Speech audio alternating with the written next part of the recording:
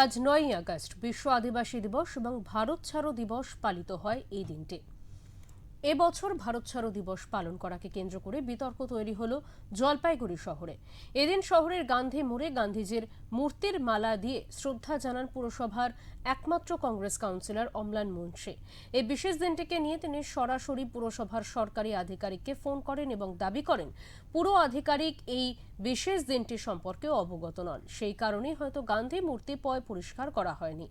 অম্লান মুন্সি এই প্রসঙ্গে তৃণমূল কংগ্রেসের দলের পুরো চেয়ারম্যানের পদত্যাগ দাবি না করে সরকারি আধিকারিকের পদত্যাগ দাবি করাতে জেলার রাজনৈতিক মহলে ব্যাপক চর্চা শুরু হয়েছে।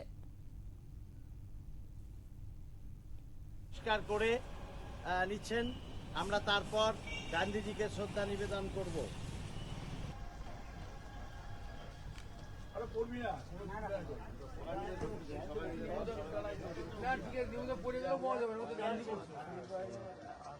জাতীয় কংগ্রেস জিন্দাবাদ, জিন্দাবাদ, জিন্দাবাদ। জাতীয় কংগ্রেস জিন্দাবাদ, জিন্দাবাদ, জিন্দাবাদ। ঐতিহাসিক নয়। জানেন না ৯ই আগস্টের গুরুত্ব জানেন না, ৯ই আগস্ট কেন পালন করি আমরা সেটা জানেন না। এই অবস্থায় আমার মনে হয় এখনই ইও সাহেবের পদত্যাগ করা উচিত এবং আমি আপনার ক্যামেরায় ইও সাহেবের পদত্যাগ দাবি করছি। চেয়ারম্যানের পদত্যাগ দাবি করতাম। তারা কোন অবস্থায় আছে, কোন সিচুয়েশনে আছে আপনারা জানেন। তাই চেয়ারম্যানকে আর বিরক্ত না করে আমি বললাম যে সরকারের তরফ থেকে যিনি সরকারের প্রতিনিধি তার এই উদাসীন মনোভাব গান্ধীজিকে নিয়ে তা জলপাইগুড়ি মানুষের আজকে অপমানের সামিল।